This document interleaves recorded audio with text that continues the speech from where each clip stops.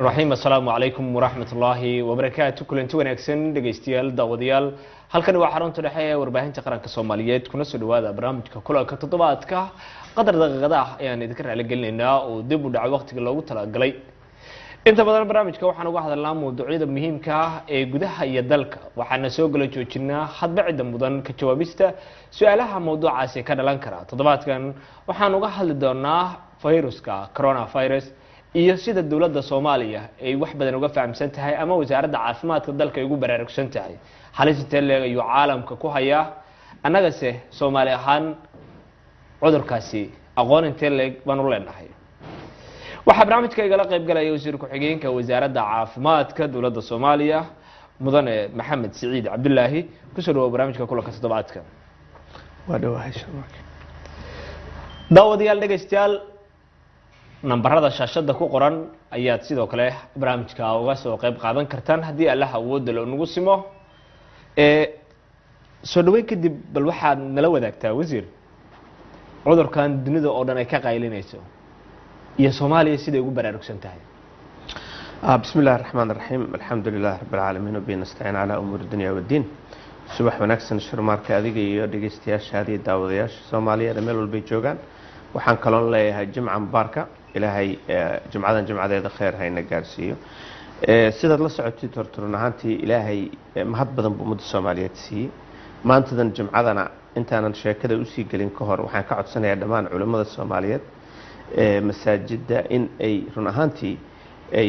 ilaahay baridiisa ay badiyaan oo cuduradan iyo dhibaatooyinka badan ee ilaahay ummadda Soomaaliyeed dhinac mariya inuu cudurkana ka dhiga ku mid kamid ah dhinac mara oo aan halaagin mise aan taabanba insha Allah taala xaqiiqda jirto waxa weyn cudurkani sidaad la socotid muddo 2 bilood ku dhawaad buu adduunka la dagaalamaya dagaalankaasna waxa la dagaalamaya waxa weyn waa wadamo aad iyo aad dhaqaale ahaan iyo cilmi ahaan aynan anaga ka Soomaali ahaan mise Afrika ahaan aynan run ahaantii tayadeedii awoodeeda lahayn cudurkaas aad aragtaan sidaad la socotaan meeshuu hadda ka ankumay mise ka soo asaasmay hadda waa wadanka China oo awoodiisa dhaqaale iyo awoodiisa military iyo awoodiisa maxaan raahday cilmi meel ay gaarsiisan tahay dagaalkana soo qaabku ku socdo waad arkaysaan adduunkiyo dhan diyaar garow aad u ballaaran ayuu ku jiraa oo dhinac walba ah markaad eegtid dhinacyada caafimaadka markaad aragtid culimadii oo run ahaantii kadis ahaan markuu cudurkani uu adduunkiyo dhan uu soo ifabaxay in la raadiyo talaalo la raadiyo sidii loogu hortagi lahaa ummadaha loogu wacyi gelin lahaa ummadda Soomaaliyeedna waxay kamid tahay ummadahaas adduunka ku nool maantadan sida la socotidna isu socodka caalamka oo dhan waxa fududeynaya inay cudurrada iyo wax walba isu gudbaan annaga ka Soomaali ka dawlad ahaan run ahaantii waxaanu nahay dawlad ka soo kabanaysa muddo dheer dagaal sokeeye dhibaatooyin badan oo maxaanada tabiici ah ay jiraan wadanka ay maalmo dhaweeto hadda dhibaatadii fatahaadii aan ku jirnay iyo la daala dhacaynay maantadan cudurka noocaan oo kale wuxuu ilaahay aan ugu baryaynaa in ummadda uu dhinac mariyo laakiin ka awood dawladeed ahaan wixii wasaaradda caafimaadka federaalka Soomaaliya awoodeedu ay tahay maalin alla marka aan cudurkaasi la maqlay isla mar ahaantaana ay adduunku ay digniintii ay bilaabeen annaga goobaha wadanka laga soo galo ay ugu horeeyaan airportada waxa inoo jooga adeegayaal caafimaad oo arbiyaysan run ahaantii cudurkan kaliya ma ahan cudurkan symptomyada uu leeyahay iyo cuduradaha kale ee la qoyska ah ee run ahaantii lagu garan karo iyo ama lagu ogaan karo temperature-ka qofka oo kale iyo maxaan raahday oo alert ka dhigayo gadaal dambe baaritaankana lagu ogaan karo run ahaantii diyaar garowgaasi muddo ayaanu ku jirnay ma ahan corona oo kaliya cudurrada kale ee hadda maalmahan dambe laga baqayo dhan wasaaraddu diyaar bay u ahayd meelaha laga soo galo wadankana adeegayaal caafimaad oo u arbiyaysanaya noo jooga runtii waa gartay elaborada kale ama garoomada diyaaradaha hadan soo qaadano team dhalinyaraha waxa jooga aqoontooda intay doonto hal ekaato oo wata daasada yaryar ama caagada yaryar oo heer kulka qofka qadada temperature-kiisa sheegaya qofka asagoo corona qabin ayuu برشركيسو كعسنان كرا ديكرو قابي كرا سكرو قابي كرا هرق دري باهين كرا قندوين بدن باهين كرا qandhada la cabirayo lagu ogaanayo qofkan positive iyo negative inuu yahay maxaa u qiimeysaan walaal sidaad la socotid horta cudurkani waa cuduradaha oo temperature-ka lagu garan karo mise kulka jirka bani aadanka meesha uu marayo marka inta badani waa bilow qofku markuu xanuunsanayo wax meel laga bilowbo waa in la helaa si ay u yimaadaan su'aalo kale oo xigoo gadaal dambe iman doona qofka wadanka dibadiisa ka soo galaya oo heer temperature-kiisu uu meelo grade gaara uu gaarsiisan yahay wuxuu annagana siinayaa digniin ah waa maxay horta marka hore wax qofkani haysto micnaheedu maahan karoon uu qabaa micnaheedu maahan qandho kaliya uu qabaa micnaheedu maahan ma garanayno laakiin waxaan ma isla mar ahaanta aan samaynaynaa qiimayn ah in qofkani temperature-kiisu intaasuu la eg yahay aan si gaara ula dhaqanno aan samayno dhaqaatiir kale oo khubaro ku ah arrimahan iyo su'aalihii oo aan weydiinayno oo markaasi lagu kala ogaanayo qofkan marka hore su-aasha koowaad aan weydiinayno ay tahay waddankuu ka yimid meeluhuu soo maray cabsidan cudurka jirta meelihii uu soo maray iyo saamaynta ay ku leedahay marka su'aalahaas ayaa inta badani iyo foomka laga buuxinayo ayaa waxaa sii gelaya baarid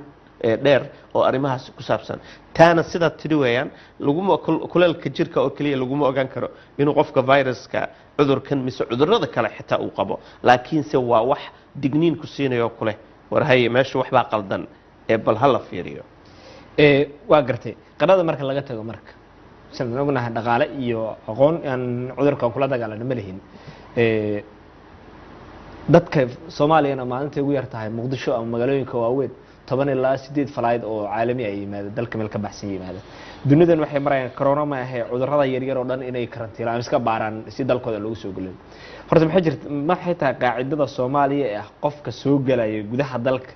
heer caafimaadka laga rabo muxuu yahay mise visa waa la siiyo iska soo galaa wallahi horta marka hore sidaad la socotid anagu kaligeena adduunyada kuma noola oo adduunyaduna way la dhaqantaa xaaladahan oo kale dawladda Soomaaliyeed wasaaraddeeda caafimaadka waxa weyn cudurradaha iyo alertiyada adduunyada jira ay la falgashaa mar waliba haddii ay jiraan hadda cudurkan oo kale meel aan goob Soomaaliya mise Afrika ahayn baa lagu ogaaday isla mar ahaantaana ururka caafimaadka adduunka ayaa maalin waliba update bixiya adduunyada iyo meelaha ay marayso ayagana run ahaantii mandate-ka u leh oo adduunyada oo dhan waxyaalaha ku soo cusbanaaday iyo la xidhiidha ummadda Soomaaliyeedna de waxay ka mid tahay ummadaha caalamkan ku nool oo ay qarimaha madoobaanu ka tirsannahay caawinaada badinkood ee hadda arrimaha adeega caafimaadkana waxaanu ka helnaa waa ururkan maxaan dhahdaa caafimaadka adduunka oo run ahaantii aad iyo aad nooga caawiya haddeer xitaa howlaha annaga aan haynoon aan kula dagaalamayno cudurkan mise cudurradaha kale ee waddanka ka jiraba run ahaantii gacan weyn naga siiya وماسدها وزير dhinaca xuduudaha bariga marka laga hadlayo inkastoo soodimaha aan wadaagno oo dhan dadka degan ay Soomaali yihiin xuduudda Kenya xuduudda Djibouti Ethiopia dadkana xiga oo dhan ay Soomaali yihiin haddana taa macnaheedu kama dhigna inay xuduudaheena xiriin xuduudaheena way furan yihiin diyaaradaha marka laga tago meesha ugu badan ee socodka xoogan uu ka jiro waa xuduudaha maxaa kala socotaan walaal shirmarka sidaad la socotid horta ilaahay geeska Afrika oo dhan cudurkani ha ka hayo hadii ay ilaahay nama tusay cudurkan mise cudur la mid oo kale uu yimaado anagu diyaar garowgeena nodka dawlad ahaan kaliya ma ahan ka gobol ahaan runaantii aad wuxuu ku jiraa wadamada lagu tilmaami karo in ay diyaar garowgoodu uu aad iyo aad u yar yahay marka waxa kaliya oo aan leenahay waxay tahay ma ahan kaliya Soomaaliya ma ahan Djibouti ma ahan oo Ethiopia iyo Kenya intuba waxa weyn saameyn weyn ay ku yeelanayaan annaga ka wasaaradda caafimaadka iyadoo run ahaantii aynaan runtana ummadda Soomaaliyeed u sheegna tayada ka dawlad ahaan baaba adagba iska badaa wasaaradda caafimaadka kaliya ka dawlad ahaan baan meel walbana aynaan ka shaqeynin wasaaradda caafimaadkana waxay la mid tahay hay'adahaas kale dawladda laakiinse awoodayada wixii tabartayada ah meel walbo muwaadin ajnabi ah ka soo galaya ama xuduudaha oo dad kale ka soo galayaan waxaan la tacaalnaa mise adeeg noocaas aan geynaa cabsida meelahu ay ka jiraan hadda sidaa la socotaan anigu ma rabo ummadda Soomaaliyeed walwal iyo walbahaar inaan ku uuna run ahaantii cudurkani waxa meesha lagu sheegay iyo annaga inta badan iyadoo ay dhinacyo badan ba la isugu gudbin karo laakiinse waa wax diyaarad qof soo raacay wadamo gaar ah ka yimid laga qaado marka waa baryada aan anagu hadda maanta maalinta Jimcaha aan leenahay ilaahay hay naga hayo cudurkan cudur badan buu ilaahay naga hayay hadeerna waxaan ilaahay ka baryeynaa in anaga uu naga hayo laakiin taa micnaheedu ma ahan inaan diyaar garoobayna aynaan laba laabin cabsidu waa cabsi xaqiiqo ah adduunyada oo dhan baa hadda cudurkii ku faafaya waa run hadda 70 wadan iyo ku dhawaad ayaa la sheegayaa uu isugu gooshayaa dee afrikaan iyo indhayar iyo caddaan iyo intuba ciduu reebanaya malaha wuu galafsanaya ilaahay aan ka baryanaa inuu naga hayo cudurkan dalka uu ka dilaacay iyo dhaqaalaheena xiriir aad u xoogan ka dhaxay dhinaca ganacsiga dhammaan waxa xuduudaha ka soo gudbay ee ganacsi la xiriira ee gaar ahaan badaha soo mara 60% in ka badan China ay ka yimaadaan maxaa markuu yahay ku talagalka dawladda Soomaaliya salaanta kaliya ma waxyaabo badan loo kala qaadaa cudurkan alaabtan la kartoomaynayo la xirxirayana bini aadan baa ka shaqeynaya badeecada China ka imaanaysa ganacsiga China saameynta horta marka hore waxaan codsan lahaa in iyadoo hawshiinu ay aad u ballaaran tahay wasaaradda warfaafintuna ay adeegan caafimaadka run ahaantii isha ummadda Soomaaliyeed ay ku eeganayso ka wargelinayso ay tahay waxaan idinka codsan lahaa in horta wacyiga ummadda Soomaaliyeed markaad cudur garanaysid waxa uu yahay ayaad la dagaalankiisana u diyaar garoobi kartaa cudurkani heer kulul sidee buu ku fidaa sidiisaba cudurkani waa cudur sida hergabka oo kale ah laakiinse meelaha qaboobaha inta badan hadda sida la sheegay wadamada qaar baa hadda rajeynayaba mar haddii jawigii kuleelkii caalamka dhinacyo ka mid ah uu soo laabto cimiladu ma hadday is yara bedesho in cudurka xitaa fidistiisu ay yaraanayso cudurkani heer kulul hooseed buu inta badan ku socdaa wadankayaga kumaba dhex noolaan karaan dhihi karnaa laakiin micnaheedu ma ahan inaan la iska qaadaynin isla markii fidi karin wuu fidayaa laakiinse meesha jermiskani uu ku noolaanayo maxaan dhahday viruskani uu ku noolaanayo waxa weeyaan waa meelahan meesha hadda uu ka unkumay iyo meelo la mid ah oo maxaan dhahday cimiladaasi leh annagu marka baakadaha iyo waxa ka hadlaysad markaan fiirino de waa wax xoogaha yar aan dhihi karno waa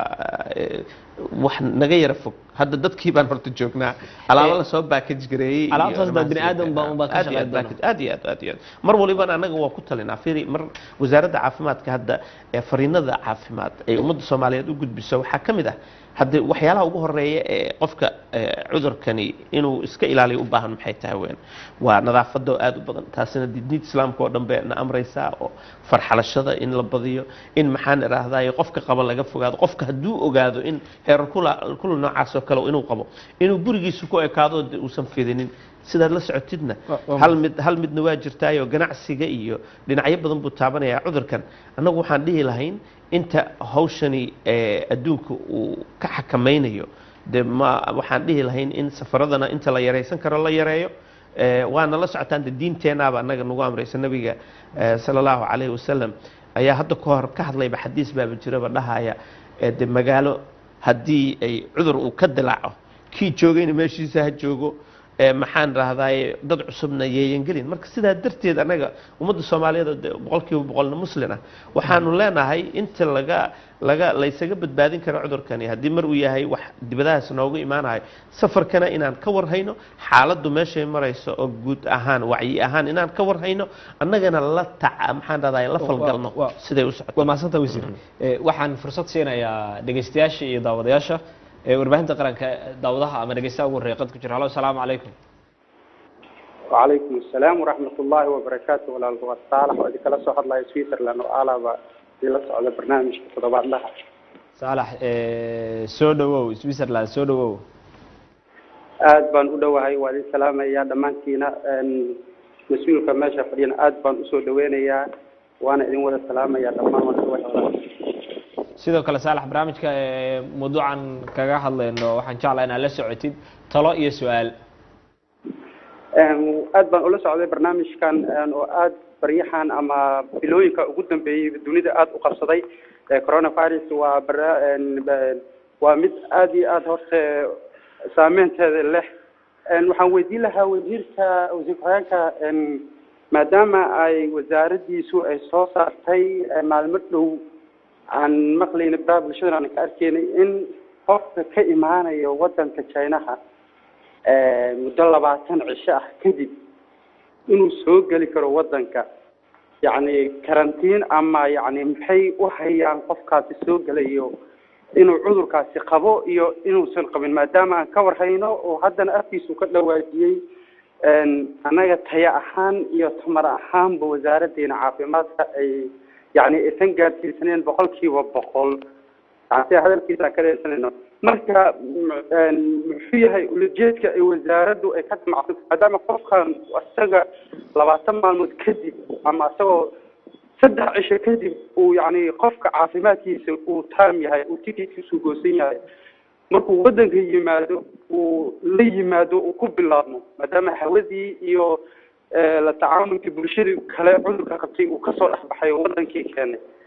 موسى وحيان إن يعني مال أو لو كرنتيلين كرو قف في لو حقيقين كرو وبقولك وبقول ما دام ذلك إنه سكفرية حدوده سا حدنا عن أنت بدل مدمر عاشيد عن كسو أريجانو تاسوا إيجا سؤال تذكر لو حن طلع أسين لها أمور الصوماليات ما دام هذا أدون كيو كلا حرمين والبو حد كيسي حدود كيسو كلا حرتين وطمنا يوروب أنا جورنو واحد أركيسال laba degmo isku muuqato xadkeeda aysan isku gudbi karin iska badbaaya diyaarada kor ka yimaada maadaama ay wasaaraddu ay fatixi rabto 20 maalmood kadib qofka inuu yimaado taadi kale ummadda Soomaaliyeed waxaan u sheegayaa cudurkan wax walba inuu soo raaci karo xitaa sidoo hadda uu ka dhawaajinayo wasiirka waxyaabaha dadka ummadda soo qaadanayo boorsooyinka kale waxyaabaha aan la arki karin inuu ka dhalan doono waxaan kale ummadda ula talin lahaa in ay ku dadaalaan maadaama adduunkii ganacsigii iyo horumarkii uu sii kala xirmayo marba marka ka sii dambayso in ay u beeraan dhanka wax beerista dalaga dhulka ka baxa kaasun baan anfici karo waxtarna inoo leh waad ku mahadsantihiin dhamaantiin salaxaad u mahadsan tahay qadka xiga halo salaamu calaykum وعليكم السلام ورحمة الله وبركاته السلام عليكم wanaagsan walaal codka kor ugu qaad magacaaga halka aad joogto magacaygu waa Yaasiin Cabdullaahi jooga degmada Waaberi ee magaalada Muqdisho soo dhawow barnaamijka dala socotay Yaasiin wasiirka waa salaama runtii waxaan rabaa inaan sheego aragti kooban meeshan ka soo dhiibto aan wadiyo mas'uulka shaqsiga cudurkan sidaan uu ogsoonahay adduunka dhibaato fara badan ayuu ku hayaa waa cudur Ilaahay soo dejiyay umadiisana ku imtixaanayo annaga waxaan nahay dalka kaliya ee ugu nugul Ilaahay inuu keeno hadduu nagu dhaco yani ama noo yimaado dhibaatooyin saameyn karta sababtoo ah annagu dowladdeenu waa sal daciif sidaa ogsoonahay tusaale ahaan laboos magaalada Muqdisho dadka ka soo dega qaabka hadda loola tacaamulo waa aragta amisom iyo hay'adaha UN-ka ee xalan diyaaradahooda waa arag markay soo degaan baagi gooye galaan kadibna xalna galaan cid baase iyo cid oo yani ka warqabta laha waxayna qaar kamid markay soo degaan waa aragtay lama baaro adduunkana madaxdooda markay soo degaayana ee waa la baaraa wasiir waxaa arkeen hadda ay yani diidaya in la baaro wasiir la baaro maasha allah mudan wasiir sidee ku dhici kartaa in dhaqdhaqaaqa xalana ka socdo lala socdo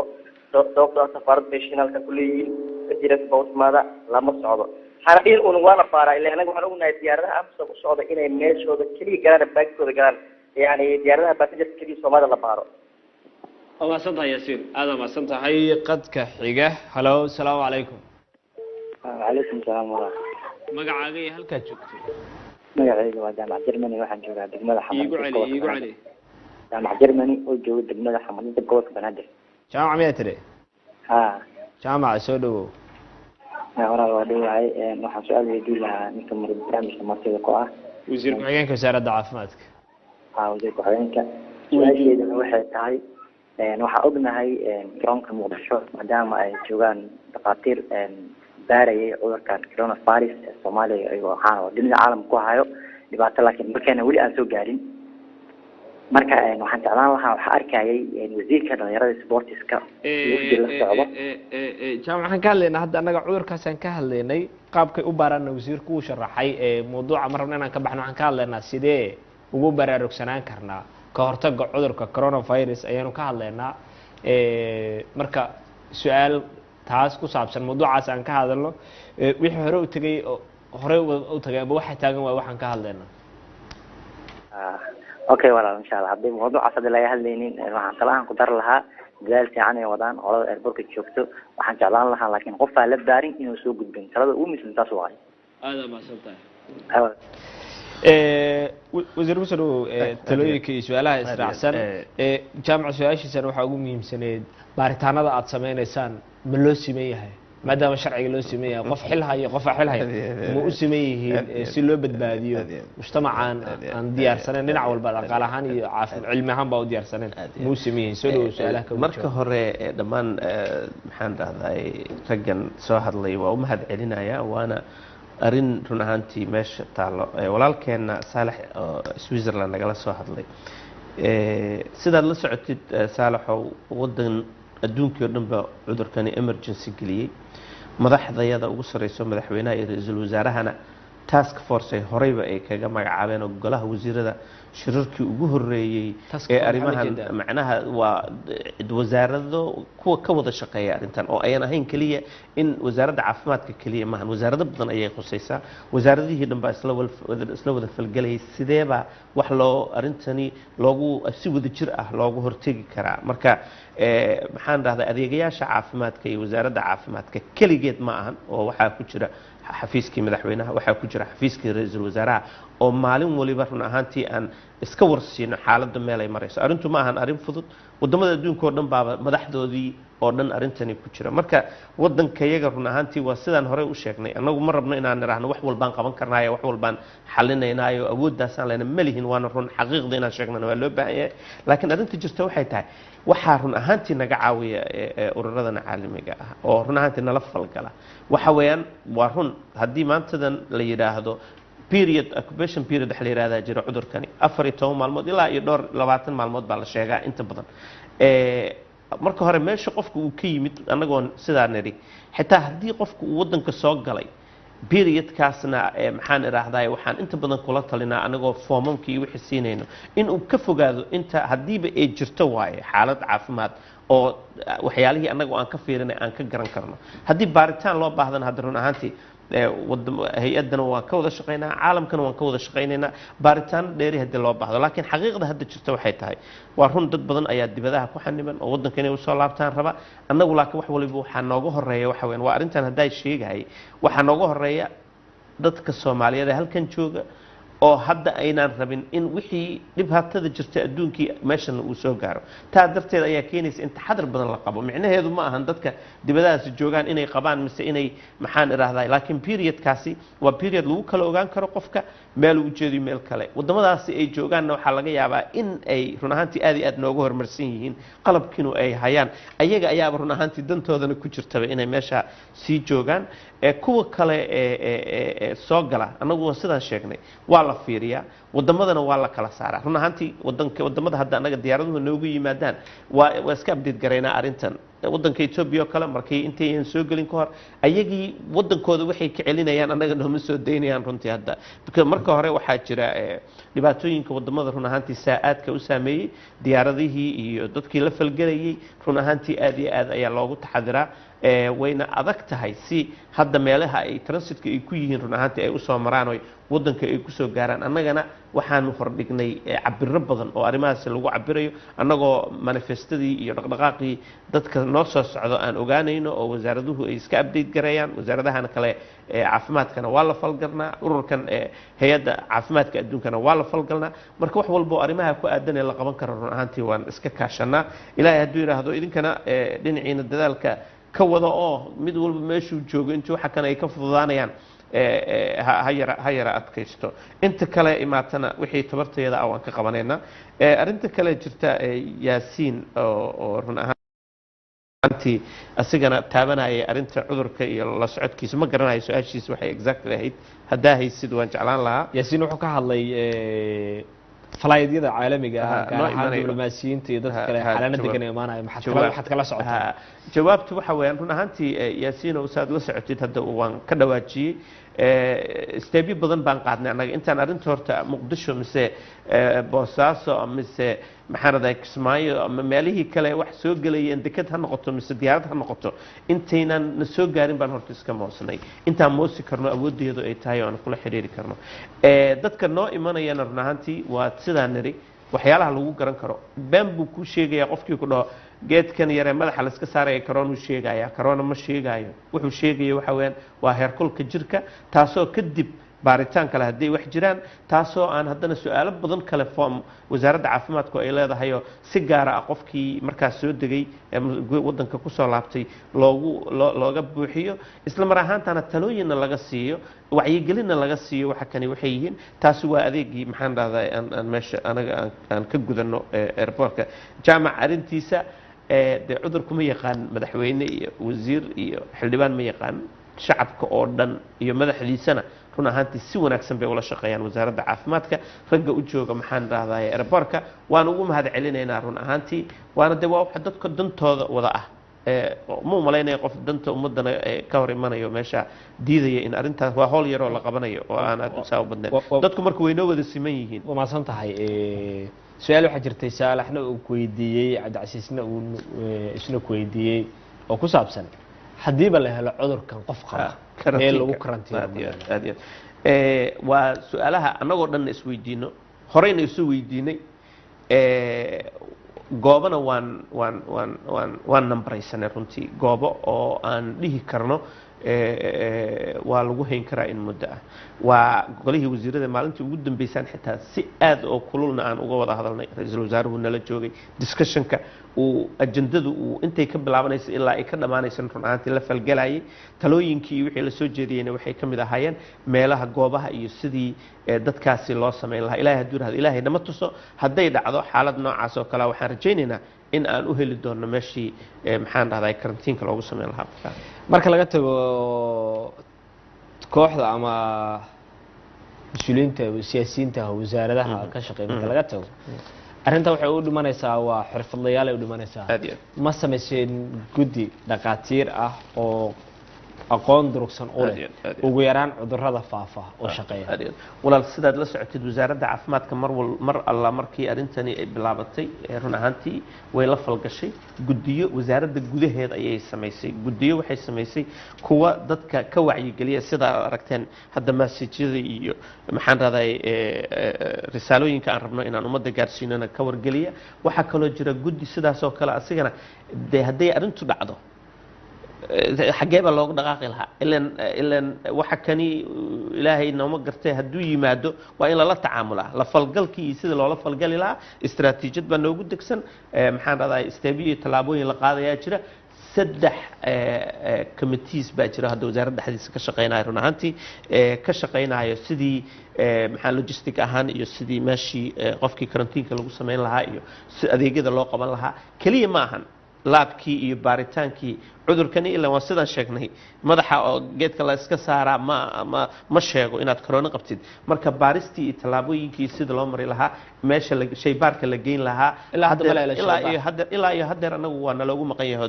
WHO baan ka wada shaqaynaynaa sida nagu soo gaari lahaa waddankayga keliya maahan wadamo badan oo run ahaantii aad iyo aad noogu horumarsanaa weli ayaan haysan laakiin run ahaantii anagu ma sugayni inta waddanka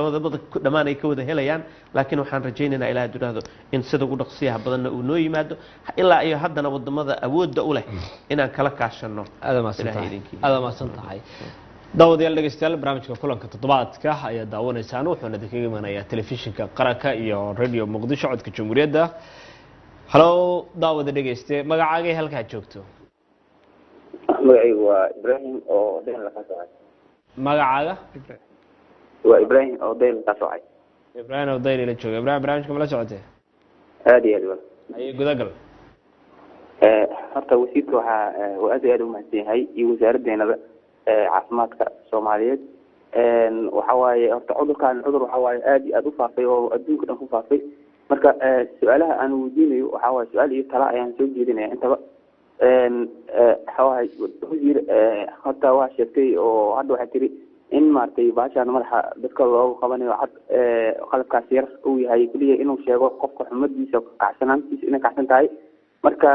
goobihii oo maaragtay gaarka ahay maadaama cudurkaani haddii uu marba wadan ku bilowdo uu si degdega u fidayo goobo maaragtay badan ma furteen oo shaybaaradaas aad sheegaysid iyo meelaha karantiilada aada u diyaariseen ma jiraan oo hadda idin diyaar ah iyo qalabyadii maaragtay dadkaasi qofka coronaviruska qaba sida gaarka ah loogu baari lahay oo laabki ahay ma heysin su-aashaas ayaa maaragtay aan ku weydiinaya talada aan soo jeedinaya waxay tahay waxawaaye dawladaha dariska ah waxaan niisoo jeedinaa wasaaradii haddaad tihiin inaad xiriir dhow aada la samaysiin maxaa yeelay aninka xuduudaheena oo dhulka waa iska furan sida hadda barnaamijka hore loogu sheegay marka haddii wadamo deriska uu si degdega uu kusoo gaaro waxaad umalaynaysaa in anaga cabsi maaragtay zaaid ay markaasi nagelayso maxaa yeelay waxawaaye wadamo deriska xuduudaha aan leenahay waxawaaye waa laiska soo geli karaa oo maaragtay awoodtaas aan u leenahay ma jirto marka wasaaradda caafimaadka iyo dhammaanba dawladda soomaaliyeed si gaara inay maaragtay xiriir gaara dhinaca caafimaadka ah oo ilaalinta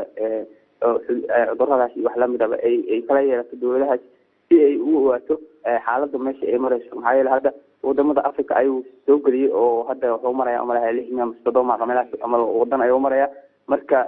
dawladda soomaaliya iyo wasaaradda caafimaadka waa ognahay inay daal ku yareen laakiin waxaan leenahay soo jeed iyo waxaa nagala baahan yahay iyo ilaalin dhammaan inta dadka mas-uulka ibrahim aad waa mahadsan tahay qadka xigaalo asalaamu calaykum calaykum assalaam waraxmatullahi wabarakaatu walaal waad mahadsan tahay aad iyo aad ayaan kuu salaamay adiga wiilka wasiir ku-xigeenka kula fadhiya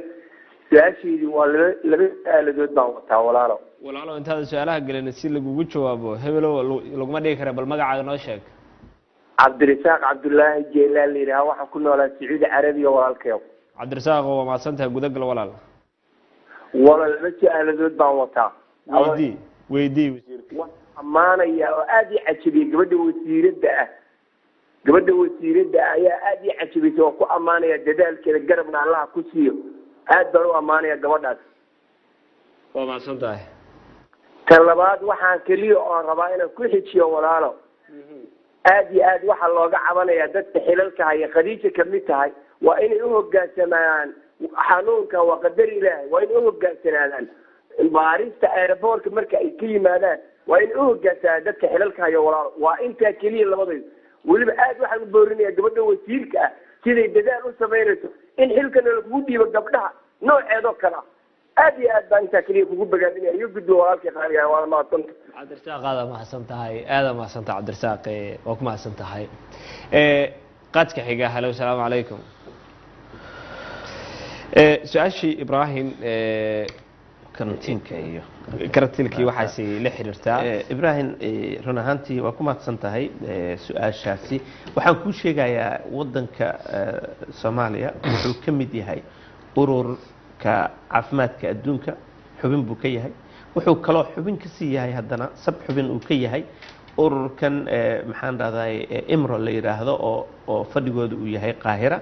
oo hay-adda maxaan dhahdaa u qaabilsan 220 wadan oo ay inta badan u badan yihiin wadamada carabta iyo marka subax waliba marka la soo toosaayo update baa jira oo wadan waliba ay xaaladiisa meesha marayso Yemen baa arinta laga sheegay Masar baa laga sheegay maxaan dhahday Sacuudiga laga sheegay wax walba oo dhaqdhaqaaq ah subaxii anagu ma howlgalno anagoon informationka noocaas oo kale aynaan helin run ahaantii waa wax aad iyo aad u caawinaya gaar ahaan anaga noo caawinayo meelahay wax jiraan wadamada dhaqdhaqaaqooda siduu yahay qaabka loola tacaalayo inta qofooda la sheegay iyo taariikhdooda xitaa qofka xitaa wadankaasi soo galay yuu ahaa xaguu ka yimid intaas oo dhan waa run ahaantii macluumaad aad muhiim u ah marka anaga ogaanshahaasi aad bay noo caawinaysaa iyo sidaan ula falgeli lahayn xaaladaheena kale arrinta karantiinka waa horaan u sheegay oo waan ka jawaabaan u malaynaya waxaa kaloo jira arrintan cabdirasaaq ayaan wax ka dhihi lahaa walaalkeena Sacuudiga jooga waxa weyn run ahaantii qof walba oo dawladdan ka tirsan oo laga soo bilaabo madaxweynihii wasiirkii ra'iisul wasaarihii shaqaalihii qof waliba qaybta ugu aadan because cabsidu waa cabsi guud cidna uma dhaafayo haddii waxa kani ay soo gaaraan wadanka sidaa darteed waxaa dareemaysaa mas-uuliyad oo wadareed in qof waliba ay ka saaran tahay wasaarad walba ay ka saaran tahay qof walbana uu ka saaran yahay run ahaantii dhaqdhaqaaqyada iyo eraboradana waxa weyn waa meelaha ugu muhiimsan oo hadda sida annagu aan sheegnay noogu iman kara marka mar walibana waxaan ku dadaalaynaa sidii annagoo dhan aan ugu wada shaqayn lahayn wacyigelintana u badin lahayn isla mar ahaantaasna qof walibana uu sidii tacliimaadku ay yihiin uu raaco qofkii laga codsado kale in fatrada arintani ay jiri karto foomamkii buuxiyeyo shaki geli kara xitaa meelo qaar inuu soo maray asigana sidaas oo kale inuu qaybtiisa ka qaato ayaan run ahaantii ku boorinaynaa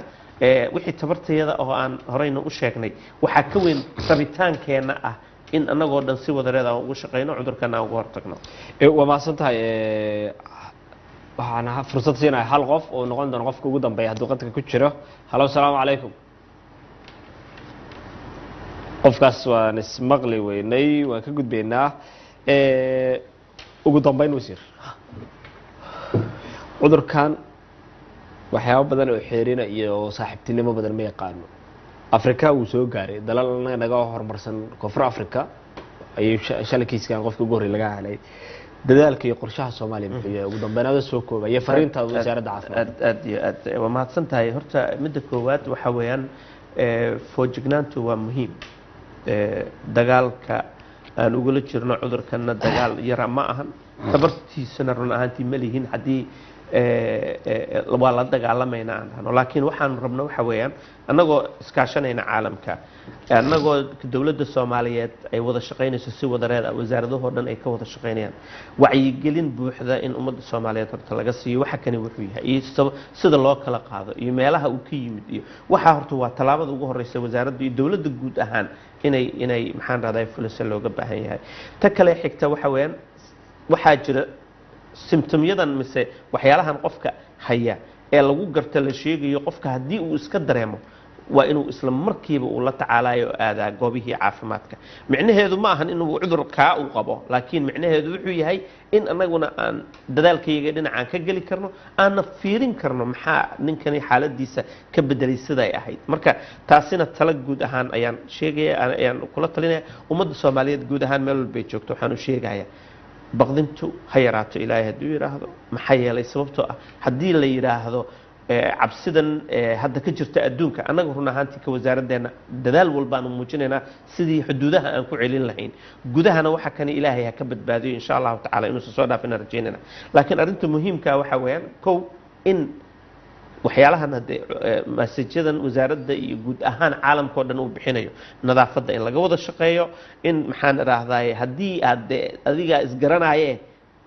waxa kani aad dareentid macnaheedu ma ahan cudur faasa sidaan sheegay xanuunkaas la sheegayo mise symptomyada lagu gartaa isku aragtid isla mar ahaantii dhakhtarka kugu dhow u tag oo isweydii maxaan idhaahdaye waxa lagaala qaban karo. annaguna run ahaantii diyaar ayaanu nahay soo dhaweynayna. wasaaradda kaliya ma ahan, hay-adaha caafimaadka ka shaqeeya oo dhanna diyaar ay u yihiin. dowladdana wax ay la harayso oo arrintani ku aadan ma jirto. arrintani waa national security weeyaan, waa ummad ciidankeedii diyaar u ahayn haddii lagu soo duulo waad garan karaysaa. ummadayada kaliya ma ahan, adduunka oo dhan buu weerar ku hayaa. laakiin tabartayada waxay maanta na tusinaysaa in kow meelihiina laga soo gelayay aan ugu diyaar garown. wasaaraddana run ahaantii diyaar garowga ugu mudan bay hadda wadaa. waxaa kale karantiinkan iyo arrintani sidaan uga hortegi lahayn haddaan xaaladda koowaad ilaahay nama tusee maanta ay noo timaado, waxaan qorshaheena iyo howlaheena dhan ay wada yihiin sidii aan ula tacaali lahayn xaaladaas iyo sidaan arrintaasi meesha aan ugu ekayn lahayn. waxaan ku bilownay barnaamijka haddaad xasuusid sharmaarka in ilaahay aan barino. ilaahay cudurro badan buu adduunkani uu ku imtixaamaa. ummadda Soomaaliyeed cudurro badan buu ka badbaadiyey. cudurradaas ilaahay uu ka badbaadinayana waa midda koowaad dhibkayagu arkaaba waxaan nahay annaga xaalkayaga iyo siduu yahay in ayaaba run ahaantii ilaahay uu noogu gargaaray. ilaahayna waxaan ka baryayaa in uu arrintani ummadda Soomaaliyeed u dhib yareeyo uusan u keenin. ummaddana masaajidada iyo dadka culimmada inay wacyigelinta dhabta ah la sheegayo waxay tahay in kow waxyaalahan anagu aan sheegnay oo dowlad kaliya qaban karto inaan anaga qabanno, shacabkii iyo cudurka wuxuu yahay fahamsan, iyo ilaahay oo aan barinoon ilaahay inuusan nagu keenin cudurkaasi uu naga badbaadiyo. aada mahadsan tahay. daawadayaal dhegeystayaal idinkuna waad ku mahadsantihiin daawashada iyo dhegeysiga ee barnaamijka kulanka toddobaadka oo toddobaadkan uga hadalnay saameynta ama halista uu leeyahay cudurka coronavirus iyo sida dowladda Soomaaliya ay ugu baraarugsan tahay gaar ahaan hay-adda mas'uulka ka ah ilaahay baa wax badbaadiyay badbaadada muwaadinka Soomaaliyeed dhinaca caafimaadka wasaaradda caafimaadka. waxaana barnaamijka toddobaadkan igala qayb galaya wasiir ku-xigeenka wasaaradda caafimaadka. inta kan xiga dib u kulmi doonaa. asalaamu calaykum waraxmatullaahi wabarakaatu.